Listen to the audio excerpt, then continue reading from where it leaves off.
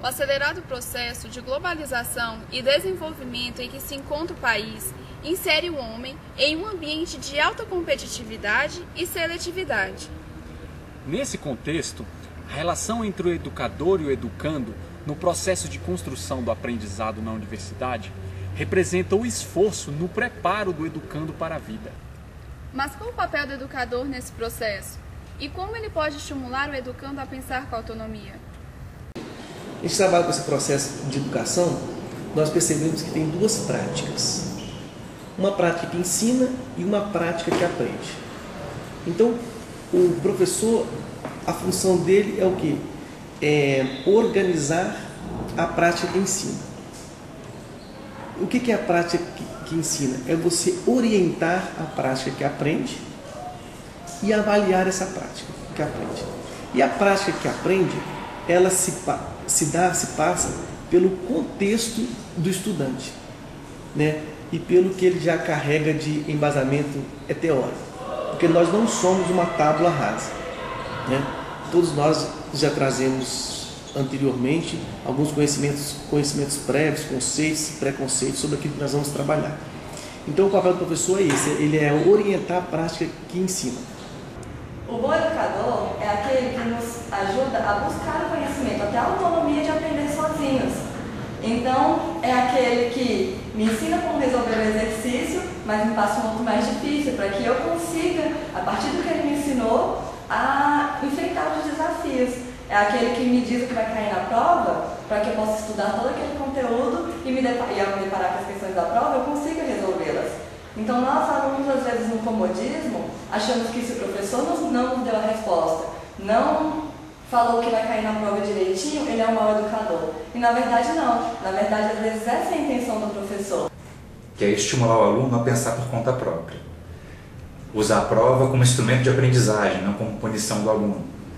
Então, as provas, por exemplo, não podem ser cópias com trocas de termos daquilo que ele viu igualzinho em sala de aula. Pelo contrário, tem que estimular ele, na verdade, aquilo que ele aprendeu, não aquilo que ele decorou.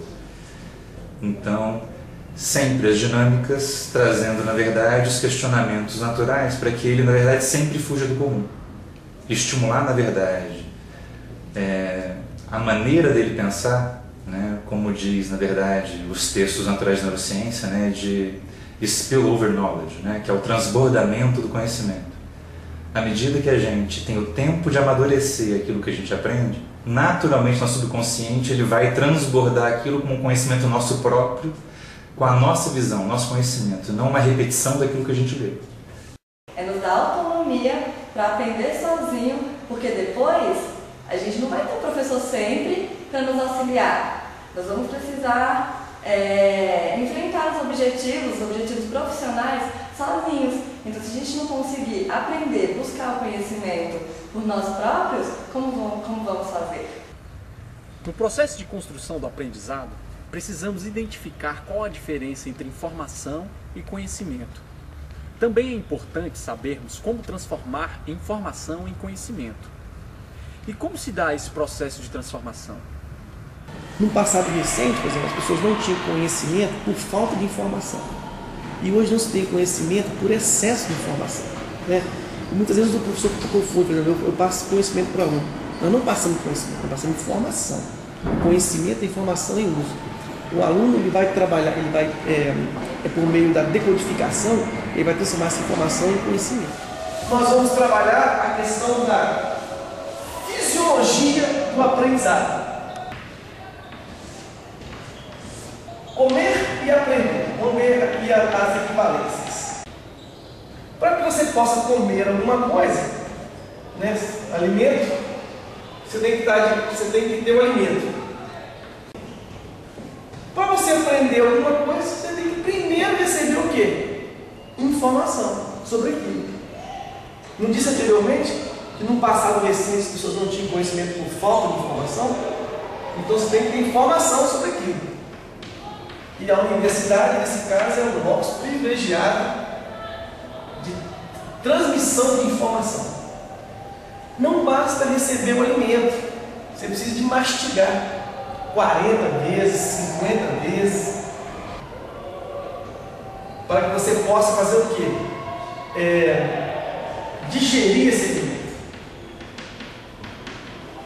Então, mastigar essa informação é o quê? É você decompor, decodificar essas informações em partes menores, para que você possa poder ter um entendimento daquilo. Então, depois que você mastigou o alimento, você digeriu, você consegue transformar esse alimento, né, em energia. E aqui, quando você tem uma informação, você trabalha essa informação, você consegue, por meio da decomposição, da decodificação. Por isso que é importante você pegar, ler o texto várias vezes, não só ouvir o professor, mas trabalhar esse texto, decodificar essa informação. Você consegue transformar essa informação em conhecimento. Então, esse alimento que você mastigou, digeriu, transformou em energia, essa informação mastigada também, decodificada, vai se transformar em conhecimento. Por isso que o professor não passa para o aluno conhecimento, ele passa para o aluno informação. O que é informação? É o conhecimento em uso. Eu, para falar sobre isso aqui, estou lançando mão do meu conhecimento, mas chega até vocês informação, né? Por isso que na relação de professor e aluno, na comunicação, a comunicação, na verdade, não é o que eu digo, é o que eu obtenho do que eu digo, né? Então, por isso nós temos que prestar bastante atenção no feedback. Então, esse conhecimento, essa energia vital, essa energia que nos mantém, a gente precisa de gastar essa energia, você manter o organismo funcionando. Aqui no conhecimento, nós precisamos de usar também esse conhecimento. E o uso do conhecimento que está a sabedoria. Então a sabedoria, na verdade, ela está no para quê? Para que eu vou utilizar isso? Então, quer instrumentalizar o estudante para que ele possa seguir aprendendo sempre? Ele tem que estar consciente disso, de que ele não pode mais ser passivo em sala de aula, ele tem que ser ativo. José Armando Valente diz que a formação de qualquer indivíduo para viver e ser capaz de atuar na sociedade do conhecimento não pode ser mais pensada como algo que acontece somente no âmbito da escola. É importante entender a aprendizagem como uma atividade contínua, estendendo-se ao longo da vida. Interessante, porque um dos 4 pilares da educação para o Unesco é o aprender a aprender. Além do aprender a conviver, aprender a ser, aprender a fazer. O aprender a aprender significa o quê? Que você tem que aprender todo dia e constantemente. Então, se a gente cria um aluno, na verdade, preparado, não saindo sabendo tudo, mas saindo com autonomia para saber onde pesquisar soluções, o que fazer, como fazer, onde pesquisar, como estudar, aprender a aprender, né? Então, na verdade, ele é um profissional completo para o resto da vida. Ele vai saber fazer isso para a vida pessoal dele, inclusive. Não vai precisar de um professor a tiracolo a vida toda. A ideia é essa.